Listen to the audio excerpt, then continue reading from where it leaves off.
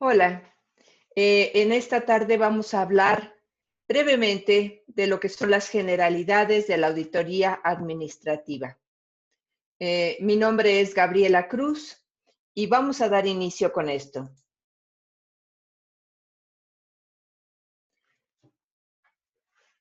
Vamos a comentar en esta sesión los conceptos iniciales para poder entender a la auditoría administrativa, las razones que tienen las empresas para llevar a cabo una auditoría, los tipos de objetivos que persigue una auditoría administrativa, los principios bajo los cuales se guía este tipo de auditoría, el alcance que puede llegar a tener en la organización, las herramientas de las que se vale para hacer su evaluación, los modelos que normalmente nos hablan, pues de los pasos que debemos de seguir para poder implementar una auditoría administrativa, los tipos de auditoría considerando quién la realiza, los autores de estos modelos de auditoría administrativa, algunas limitaciones de este tipo de auditor y los tipos de informe final que nos podemos encontrar.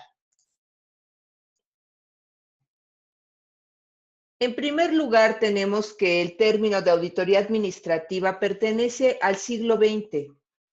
Fue en el año 1935 cuando se propuso por primera vez el término de auditoría administrativa.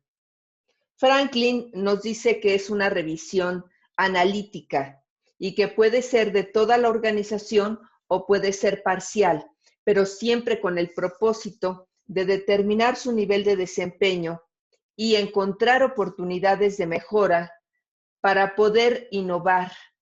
Y esto, por supuesto, da una ventaja competitiva a las organizaciones.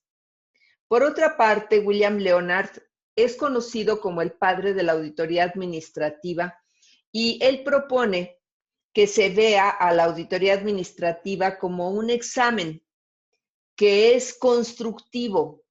Se va a requerir de la vigilancia, se va a requerir del examen, de la visión, de toda la estructura organizacional y además, bueno, pues cualquiera de los componentes derivados de la misma.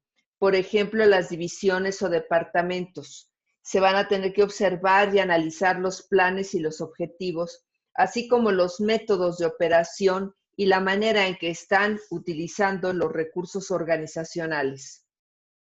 Por último, Rodríguez Valencia nos habla también de que es un examen detallado, metódico y completo y que lo practica un profesional. Va a utilizar este profesional diferentes procedimientos para poder evaluar el nivel de eficiencia en relación con los indicadores que se hayan establecido, con el uso de los recursos humanos, financieros y materiales. Se va a revisar la organización y la utilización y coordinación de esos recursos. Por lo que podemos ver de manera muy general que en lo que coinciden estos autores es que una auditoría administrativa es una revisión de toda la organización o de una parte de ella. También coinciden en que debe de hacerse cuidadosamente, analíticamente y con la utilización de métodos y herramientas.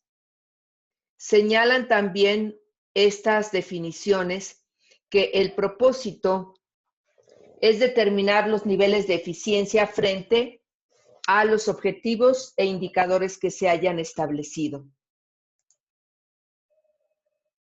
Ahora bien, ¿qué razones puede tener una empresa para solicitar una auditoría administrativa?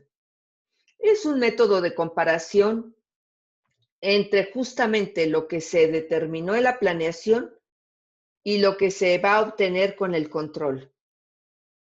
También es importante que una empresa sepa en qué momento debe de especificar sus fortalezas y sus debilidades, porque hay que trabajar en ello. Probablemente lo que quiere es identificar áreas o puestos, actividades que pueden ya no estar agregando valor al negocio. Entonces, evaluará si se agregan, se cambian las actividades o se eliminan los puestos. Una cuarta razón es para tener bases para poder iniciar un proceso de mejora continua. El punto 5 se refiere a que una empresa puede tener la intención de diagnosticar qué tan eficiente es para poder acercarse posteriormente a un proceso de certificación de calidad. O tal vez lo que quiere son fundamentar los cambios organizacionales que ha emprendido. O simplemente detectar algunas fallas en los sistemas administrativos de riesgos. Finalmente, también puede ser que la auditoría administrativa se solicite con el propósito de llegar al punto del detalle en cuanto a los errores organizacionales. ¿Qué persigue la auditoría administrativa? Bueno, puede perseguir control. Aquí estaría entonces destinada a evaluar, por ejemplo, asuntos determinados que tengan relación con el desempeño del personal, con la calidad de productos y servicios, con los indicadores de calidad, entre otros. Puede ser que el objetivo de la auditoría administrativa sea determinar la efectividad en acciones implementadas en la empresa para poder aprovechar eficientemente sus recursos. También otro objetivo puede tener que ver con la organización, acerca de la estructura organizacional, acerca de la división de tareas, cómo se están repartiendo las tareas y cómo están especificados los niveles jerárquicos. Puede ser un objetivo de servicio. Ahí se tendrá que acercar al cliente, tanto interno como externo, para determinar su nivel de satisfacción. O un objetivo de calidad, para que se inmiscuya en la parte del control, para que se involucre con la parte del control, pero específicamente el control de calidad en productos, en materiales, en procesos, en todo lo que es la vida de la empresa.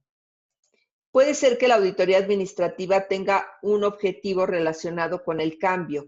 ¿Qué tan preparada está la empresa para poder efectuar cambios importantes? O probablemente la auditoría administrativa tenga un objetivo vinculado con el manejo del negocio. Esto tiene que ver con la metodología que se emplea, es decir, un know-how, como le llaman.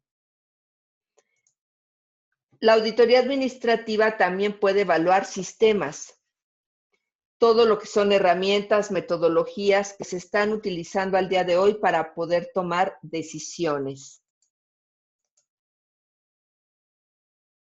En cuanto a los principios de la auditoría, tenemos tres fundamentalmente. Recuerden que estamos hablando de auditoría administrativa. El primero es tener ese sentido de la evaluación. O sea, no se puede concebir una auditoría sin pensar en evaluación. El segundo principio es importancia del proceso que se va a seguir en la verificación. Es decir, que aquí el método es relevante, lo mismo que las herramientas que se vayan a utilizar para poder comprobar el estado actual de la empresa. Y el tercer principio es la habilidad para pensar en términos administrativos. El auditor tiene que pensar como el administrador general o el dueño de la empresa, para que colocándose en su lugar pueda darse cuenta si las decisiones que se han tomado son las adecuadas para darle un rumbo positivo al negocio. El alcance de la auditoría tiene que ver con lo que el dueño haya requerido. Probablemente contrató al auditor administrativo para analizar solo cuestiones vinculadas con la planeación. O, por ejemplo, solo determinadas áreas funcionales. O no, tal vez lo llamó para hacer una auditoría a toda la empresa. Ese es el alcance que está teniendo la auditoría. ¿De qué herramientas se vale? Bueno, pues en general podemos clasificarlas en cuantitativas y cualitativas.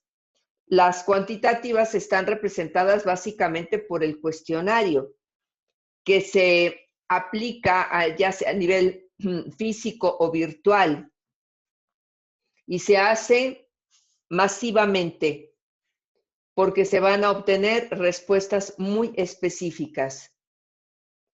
O es posible también que se utilicen herramientas cualitativas como la entrevista o la guía de observación.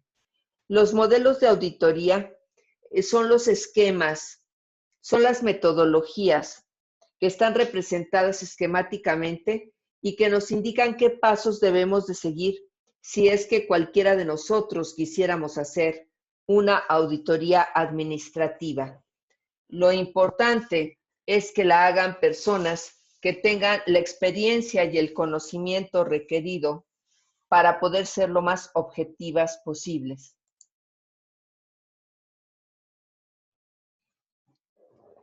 ¿Qué tipos de auditorías encontramos si es que consideramos quien las realiza? Solamente hay de dos tipos en ese sentido.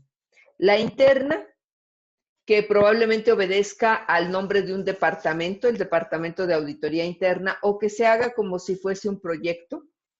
Aquí lo importante es que es el mismo personal de la organización quien la lleva a cabo. Y en la externa se contrata un despacho que de manera muy objetiva vendrá a evaluar a la organización. Algunos de los modelos más famosos son el de William Leonard, el de Franklin, el de análisis factorial de Banjico o Banco de México, el de Norbeck, también está el de Fernández Arena y el de Rodríguez Valencia. Cada uno de estos modelos tiene pasos muy específicos para poder realizar el proceso de auditoría administrativa.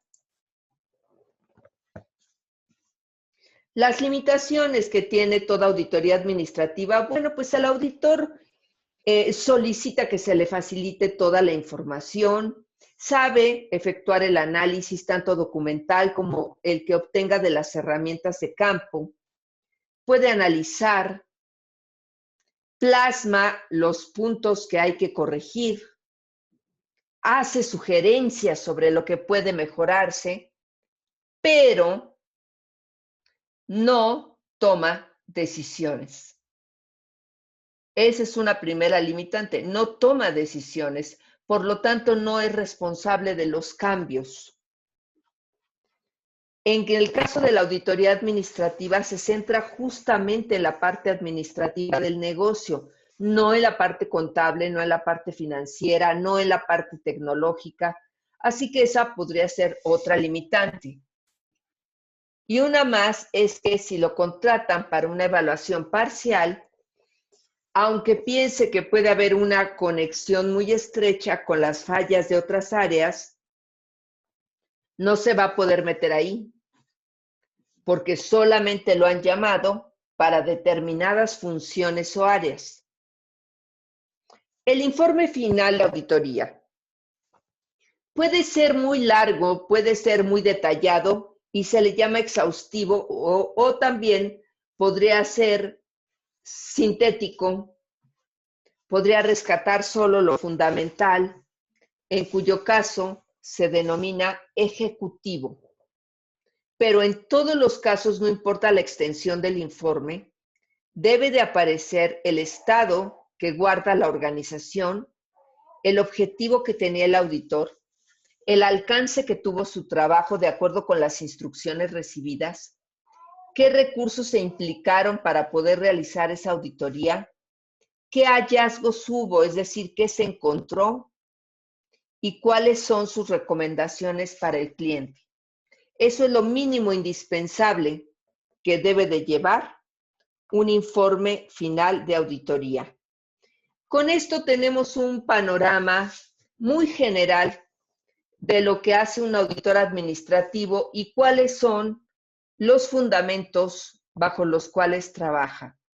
Agradezco muchísimo su atención y nos vemos en el siguiente video. Cuídense mucho. Hasta luego.